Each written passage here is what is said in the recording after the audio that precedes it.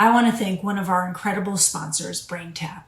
You may have listened to our podcast with the founder of BrainTap, Patrick Porter. And if you did, you'll definitely want to get involved in BrainTap. And if you didn't, please, I strongly recommend that you go back and listen. It's so incredibly informative. Here's what BrainTap can do. You can literally build your brain fitness with BrainTap's mobile app and wearable headset. Everyone here at Outcomes the Sun podcast has had and continues to have positive results with BrainTap. Your brain is guided from awake and reactionary patterns to intuitive and creative responses. BrainTap is backed by neuroscience and research and was developed by Patrick Porter himself. BrainTap creates a symphony of brainwave activity to optimize your brain's potential, restore your ability, balance your energy, and calm your brain. And listen, it is a game changer when it comes to sleep. This technology is truly a gift, and I am so incredibly grateful to be able to share it with you.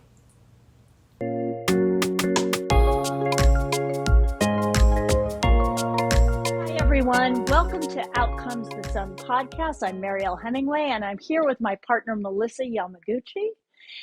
And we are super excited today. We have a wonderful show for you. We have a guest who lives in my neck of the woods. We're out here in Idaho in the middle of a massive snowstorm that is accumulating so many inches per second, literally. Anyway, we have a guest. Her name is Shanna Angel, and she is a board-certified nurse anesthesiologist. Let me say that again, anesthesiologist. And she used it on your tongue already. And she is also the head of something called the Sun Valley Ketamine Clinic.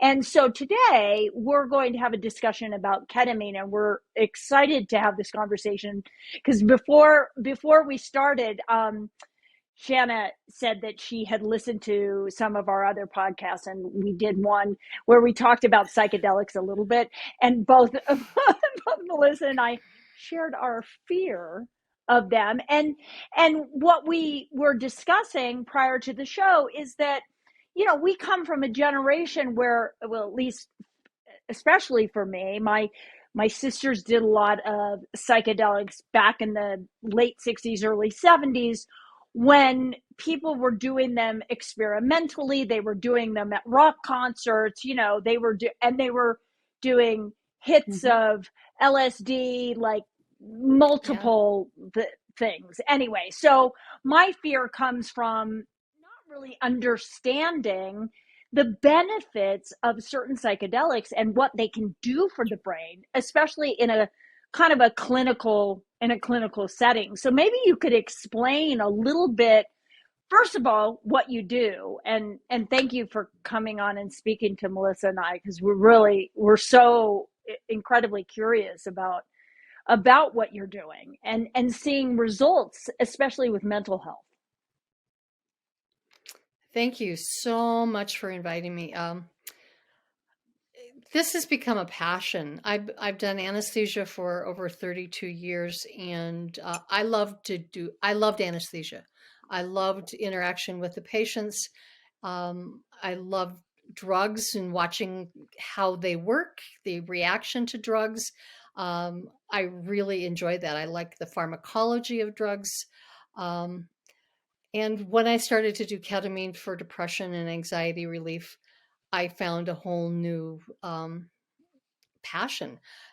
It took anesthesia to a level of meeting people where they are and accepting them without judgment, because there's so much judgment in the medical world, anesthesia, nursing, there's so much judgment. And to be able to have patients who have severe problems, they come to you and they list them off and they tell you, and to help them with ketamine, solve some of those problems, to see them grow and lose their anxiety and their depression fades away. Like one of my first patients said to me, it was like the blinds were lifted and I could see the sun again.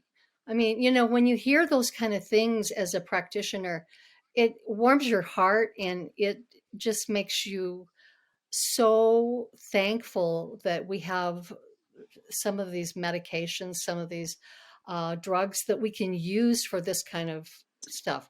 I talked to a therapist once and I was telling her some of the great reactions that I have.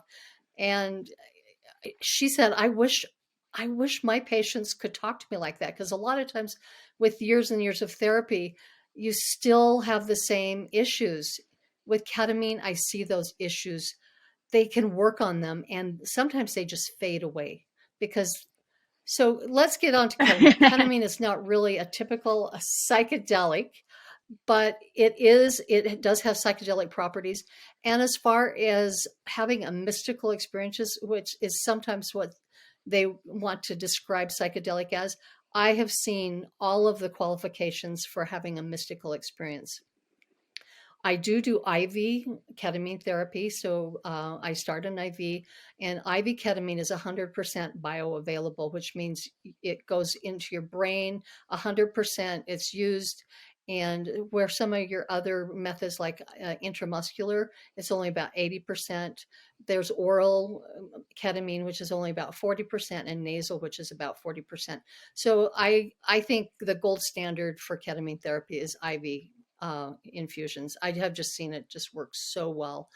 I start an IV and then I have the ketamine on a pump, and we can work with the dosage, which is so miraculous with IV ketamine.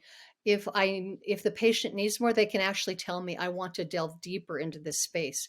And I can just nudge them up a little bit. I give them a little bolus and they can go deeper into the ketamine space.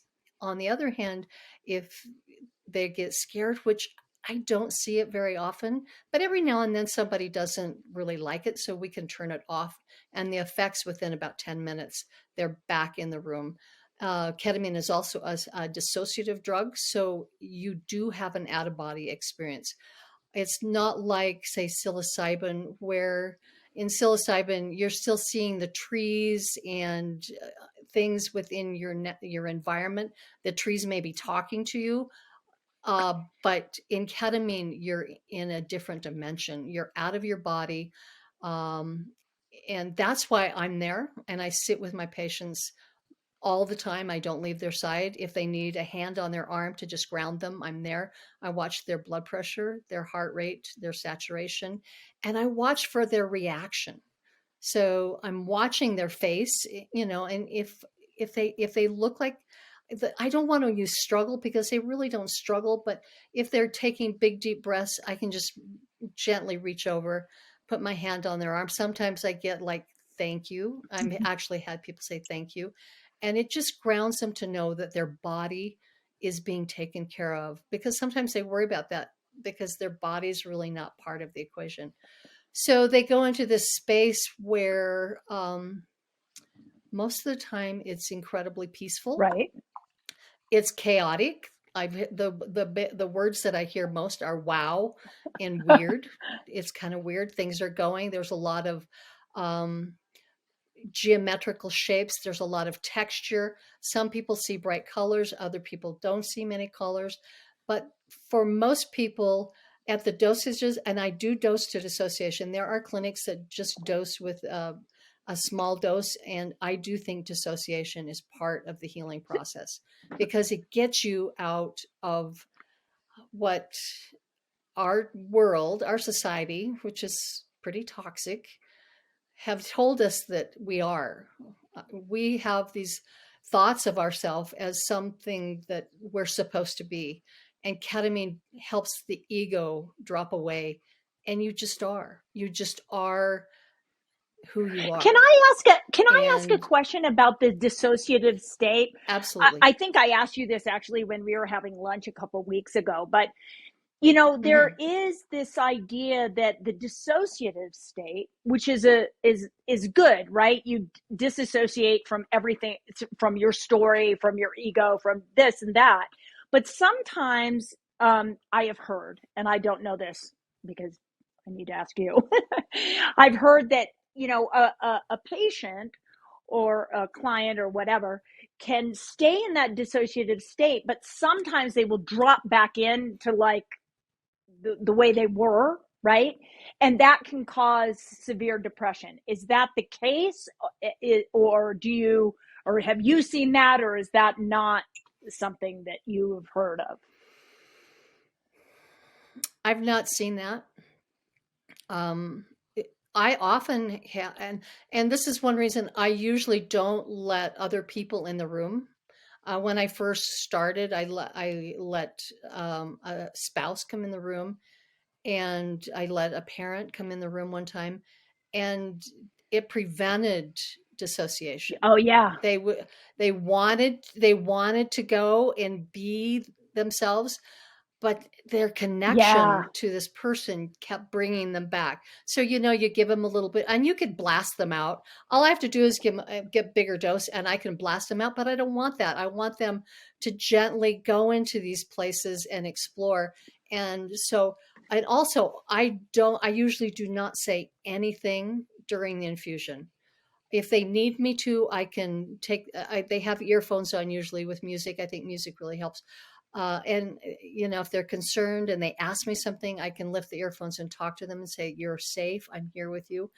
But if I say anything, that's my journey and not theirs, because I don't know where they're Right. at. I don't know what they're dealing with. And that's why I don't have any therapy going on, because at the levels that I'm giving ketamine, therapy can't Well, happen because they're on their own yeah, it journey. sounds to me like you're guiding them towards their own journey, and that journey is kind of unlocking what therapy does over years, or doesn't, or just keeps recirculating. Well, actually, it's more like what meditation does over years and years and years. It allows you to just be. So the people who are depressed, my clients who are depressed, they usually have no depression on their journey. If they're anxious, some report a little anxiety, but not their. It's amazing how anxiety just melts away.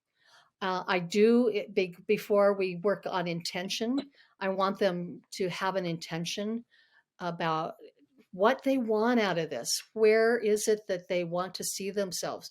What do they want to get in touch with? Not expectation, and we talk about that most of the time, because expectations are totally a different thing, but intention. And sometimes they have a hard time. Most people, especially the first one, they just want to go with the flow instead of fighting it. I think that's a great intention. Go with the flow, see what's there, explore, be curious. And I think with preparation, most people have no fear. In fact, sometimes they say it should have been scary, but it wasn't. I've had people who, it's so beautiful that they like, I could have just been there all day. I was really not, I was thinking maybe you could just stay here all day with me. There's no time, because time is our invention. Mm-hmm. Time is not an issue Wow. there. Some people think it's really fast. Others seem like it's super, super slow. So the infusion lasts 40 minutes. And then within 10 minutes, they're usually waving, "Hi, I'm back." Um, and then, or they just I've had people go to sleep at that point. They can't go to sleep really during it. Even though ketamine can have sedative effects, that's at higher doses. Your mind is working, your mind is traveling, your mind is finding things. And then usually they're really in a nice sensitive period right after. And some people want to talk about it. And we just do. And I try not to help them. I mean, there's so much that you could say, "Oh, this is what it was," but maybe not. So I try not to lead them in any direction, but just sit with this, ponder this, and things will come to you in days that you'll remember some of this. The thing that I think they get out of it mostly is they realize there's connection, that we're all connected, and there's no separateness between everything. They're just part of the whole. And I think that's very healing. That's where I think healing exists, is when we realize that we are part of the whole, and Yeah. they realize they don't have to be And they anxious don't about it feel separated. anymore. Yeah, well, that is the intention, Yeah. the true intention behind meditation. And it usually takes years for people to Yeah.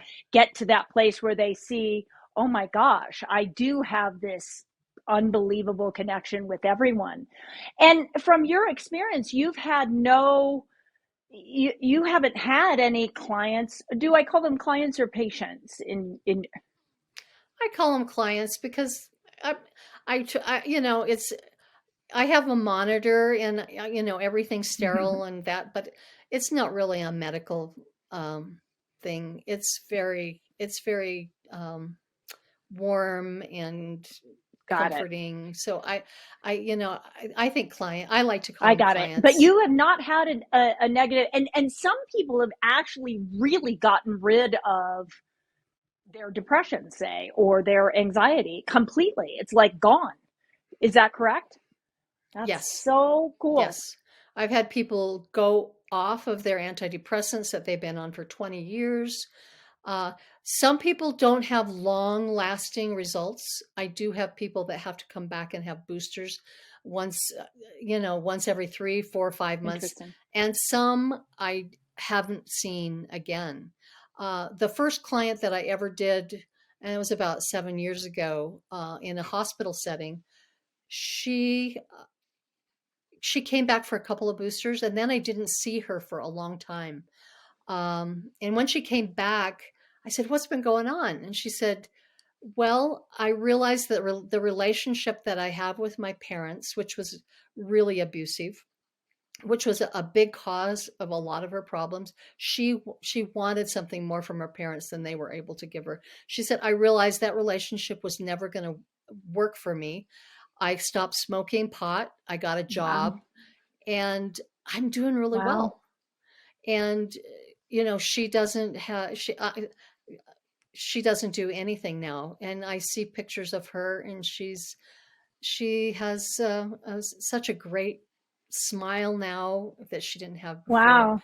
And I see this, that they, especially, so I also think that mindfulness is part of Yeah. the Well, and treatment. also it And enabled I her and other clients to let go of the story, right? I mean, how often are we just oh, the repeating the stories. story? It's like you say in therapy, sometimes, and not for everybody, some people really benefit, but those that just keep, like, I keep telling the same story and I'm not getting better, that is, that's not really an effective treatment. Anyway, I know Melissa, I think that you have a really pretty interesting question about ketamine and where it could be beneficial.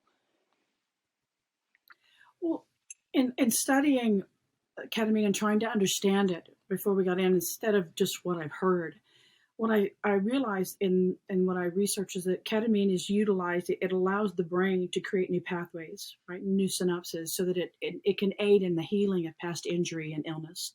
So when I was studying that, and this was some time after Mariel and I had our our revealing of our fears, I kind of started diving more into it and trying to understand, because it's the hot topic for, and I say it's not a hot topic now, although it has been resurrected in some conversations.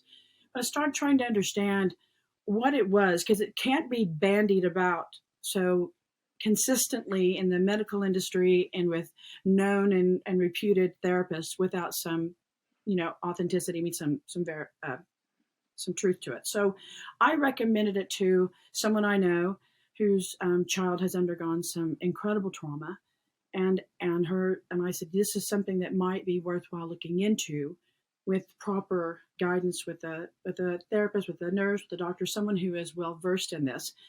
And her response was that because her daughter has autism, her fear was that it would not work. She's heard it would not work for her. And so my question to you is, Shanna, as a nurse and someone who has dealt with this and with teens, this daughter happens to be in her late teens. What what is your experience and what is your knowledge about how it works with the younger mind, and in particular one who is on the spectrum? So I have some personal, I mean, I definitely have personal anecdotes. Some of the research out, there's a couple of really good articles saying how helpful it is with adolescents. And I think we'll see more of that research come out. Mm-hmm. But my youngest client was 14.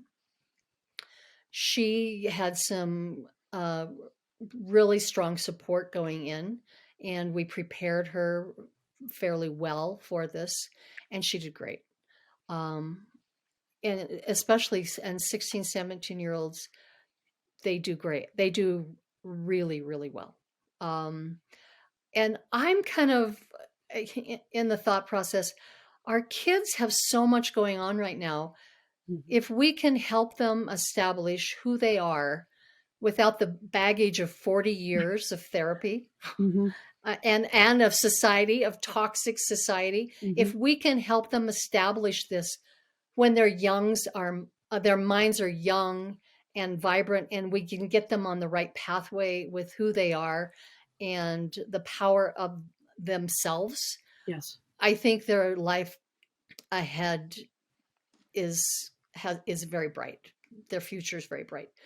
I have not had any problems with any of the teens that I've done, and I have worked with autistic.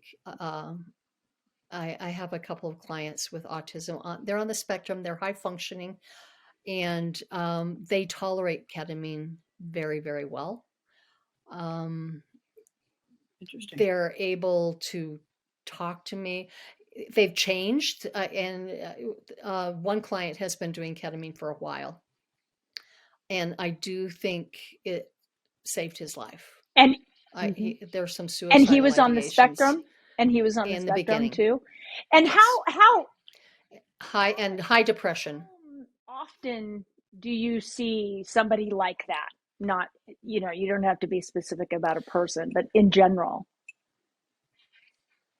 Well, I start with an initial series Okay. of 5 or 6. I mean, there's no magical number because those were what they started with when they started to do ketamine in the beginning. 6 over a 2-week period of time. Now, some clinics have changed it. I kind of have stayed with 5 or 6 over 2 to 3 week period of time, because each infusion builds on the next. The first one, they're really anxious. They have no idea what they're going to, where they're going to go, what they're going to do. And in the first one, they get a sense that Yeah. it's all okay. They can't, the anxiety starts dropping away. I think the first one, which is really great to see. And the next time you can actually talk with them, they're more talkative. And then they fall into each session, each infusion, each journey, should I say, is Right. usually different.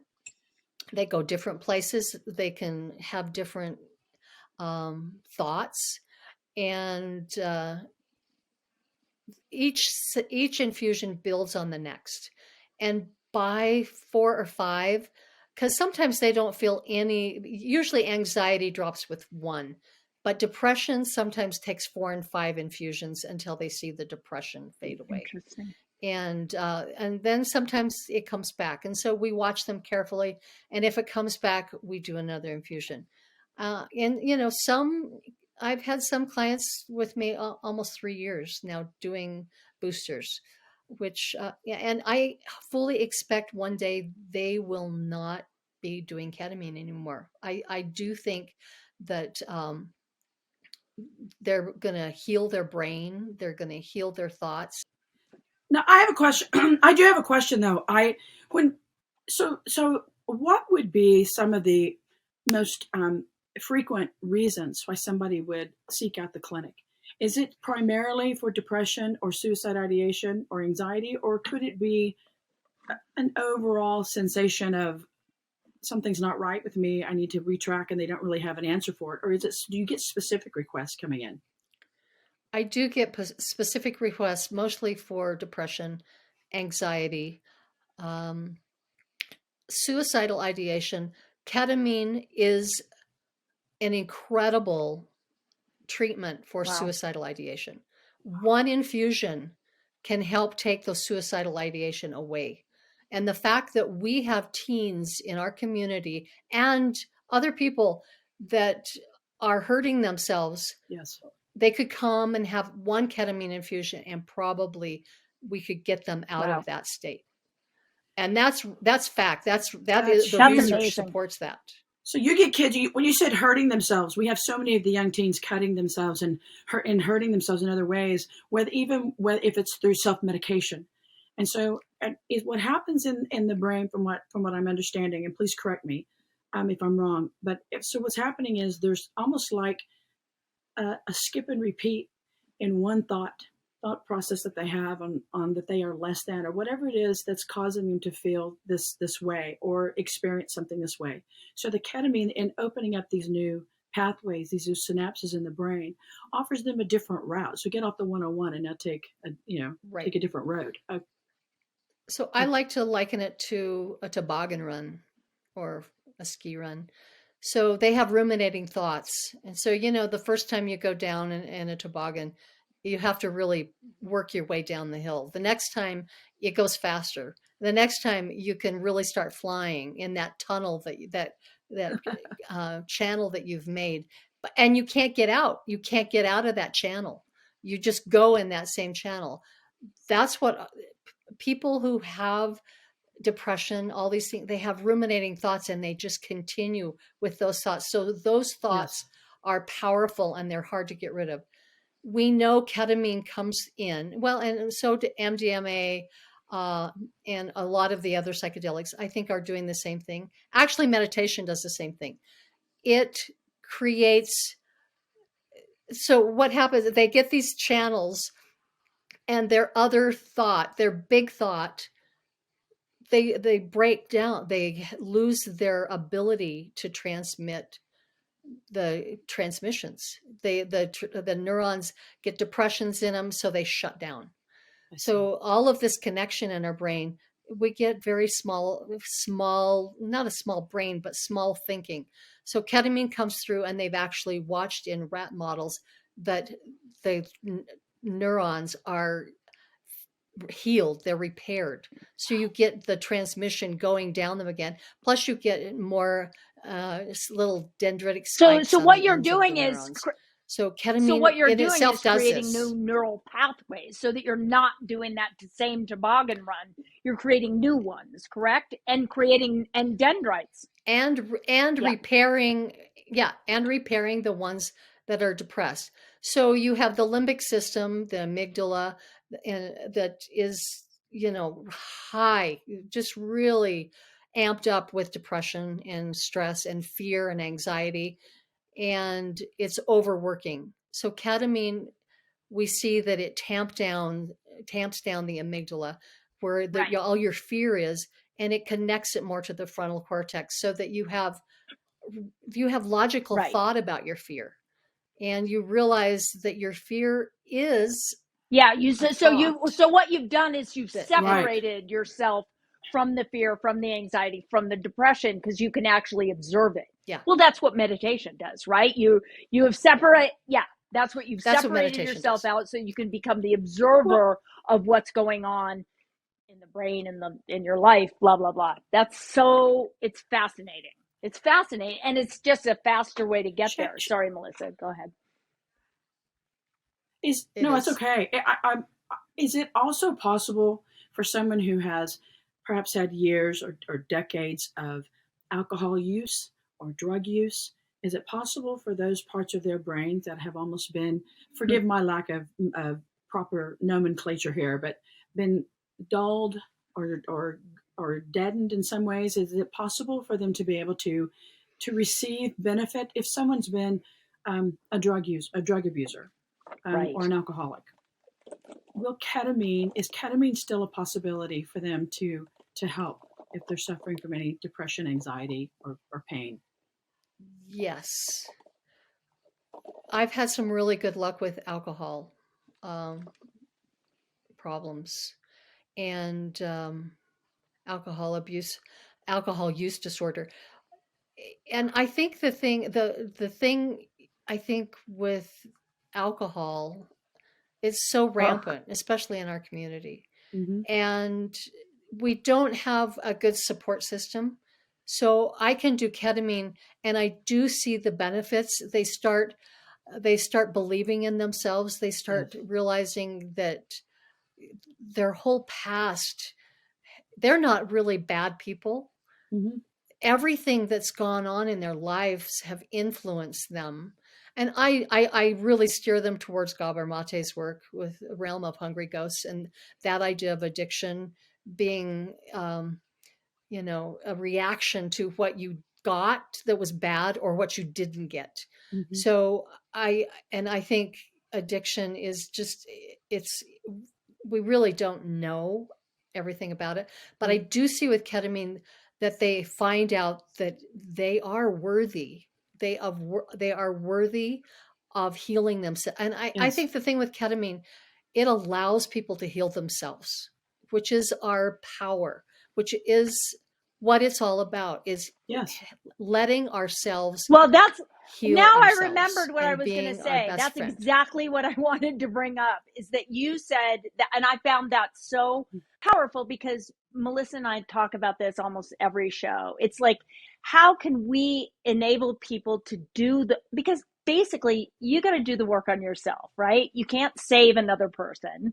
So ketamine is just an instrument that activates your body, mind, spirit, whatever's ability to heal itself. Because I think that we're all able to heal ourselves. It's just, you've got to be given the right tools, right? That's what I was going to say. Well, and I think the magical thing you said for me is that it allows them to see that they're worthy. And that seems to be the seedling, right? That gets fertilized with abuse and everything, where they start thinking I'm not worthy. And so the self-medication comes in, whatever the chosen vice is. And I think that if nothing more, the possibility and probability, it sounds like, of hope and the light is probably one of the most exciting things I've heard on our show in a long time, because I think that so many people feel hopeless and they just feel like, well, life, I forget my language, but life sucks. It's not going to get any better for me. I might as well. I don't like my job, or I can't find a job. I don't like where I'm living. I don't like. And so they start giving up. And if someone knew that he or she had, if after 1 to 6 sessions, they could, 6 40-minute sessions out of their life, could discover that they're worthy and that they can begin to get better. I think it's one of the best things I've heard. Yeah. Thank you so much for sharing this. This is huge. Now you know why I love doing it. It's just, it is fascinating. Yeah. And so the one thing about this is it doesn't end with just an infusion. So all of my clients, I stress to them, I mean, some of them especially the young people, mindfulness. Yeah, I don't want to meditate. And it's really hard to get them to understand, you don't have to sit in meditation, but when you leave this office, I want you to see what you see, hear what you hear, smell what you smell, taste what you taste. And when you have a thought, see it as a thought. Don't make a story about it, but sit with it, feel your emotions, feel your sadness, feel your anger, feel it, and then go on to something else.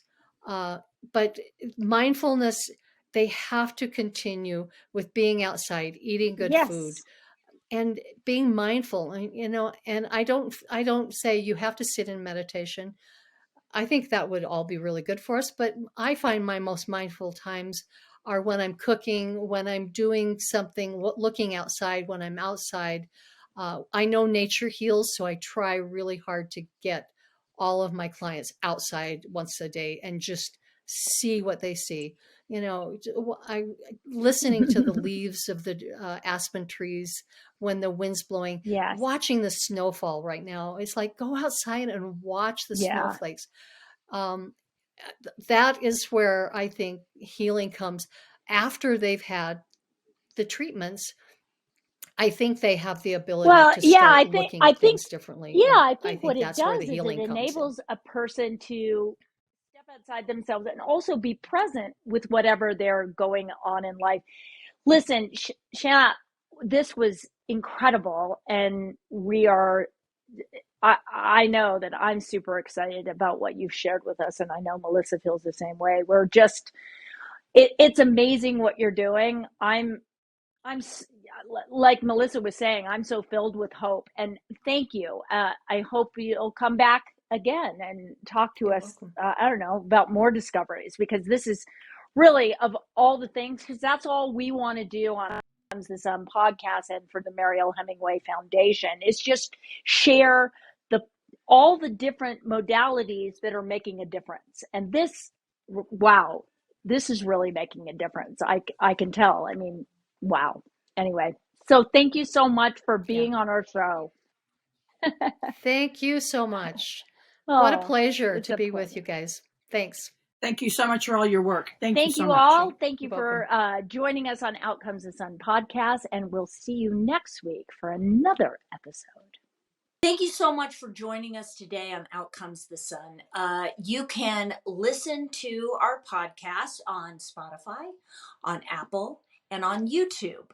And you can donate to the Mariel Hemingway Foundation at the marielhemingwayfoundation.org. And I want to spell Hemingway for you, HEMINGWAY.org. I only say that because a lot of people put two M's, and that just won't work. Also, if you're watching on YouTube, you can go to the donate button at the bottom, and it will take you right to a link with the QR code. And if you go to marielhemingway.org, you can also press the donate button and be able to donate to the foundation, which is designed to help guide people towards finding the right solutions for their mental health issues. That is my goal. I'm just trying to raise money so I can come up with an app and a website that has all the information you could possibly want to know about mental health and where to go. But we are in the process of making that happen, and your donation means so much to us. So thank you so much, and we'll see you next week.